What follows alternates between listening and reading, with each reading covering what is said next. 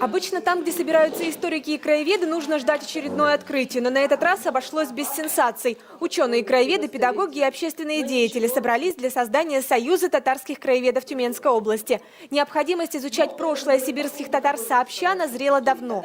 Конгресс татар Тюменской области взял инициативу по объединению в свои руки. В каждой деревне есть свой и энтузиаст, скажем, который не на словах, а на деле доказывает, как он болеет за то, чтобы сохранить и приумножить то, что было создано предками.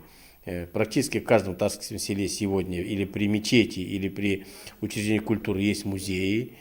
Они сегодня объединяются. Сколько сегодня сельских и школьных музеев, какое богатство хранят их фонды. Эта информация разбросана по районам. Между тем, именно с татарских сел, как в мозаике, складывается глобальная история. И первая задача общественной организации – изучить прошлое каждого села. По программе вот как раз и изучение истории татарских сел, по созданию и развитию музеев, которые уже есть и которых еще нет в населенных пунктах нашей области.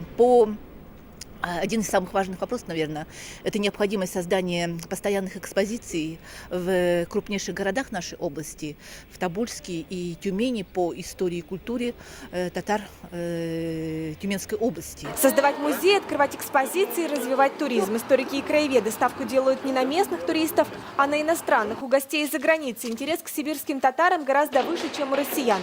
И здесь бывшие ханские ставки Чингитура и Скир претендуют на статус туристических брендов уже современной России. Сегодня было бы интересно даже предложить типа проекта или программы, или вот этого туристического маршрута, как Золотое кольцо Сибири, который бы, допустим, охватывало бы такой большой круг. Допустим, выезжали бы из Тюмени, заезжали бы в Ялуторовск, там музей декабристов прекрасный, Острог, дальше бы в Аслану поехали бы, в Новотьялово бы, вот такие татарские села. Дальше бы поехали в Тобольск, где вон 15-я школа очень даже хорошо бы приняла и рассказала бы много чего про Тобольск. Дальше бы, допустим, из Тобольска уже в Ямбаево. Туризм повысит внимание мировых ученых к проблемам истории, языка и культуры сибирских татар. В планах у Союза татарских краеведов Тюменской области заниматься совместными научными исследованиями. Новая общественная организация войдет во Всероссийское общество татарских краеведов при Всемирном конгрессе татар.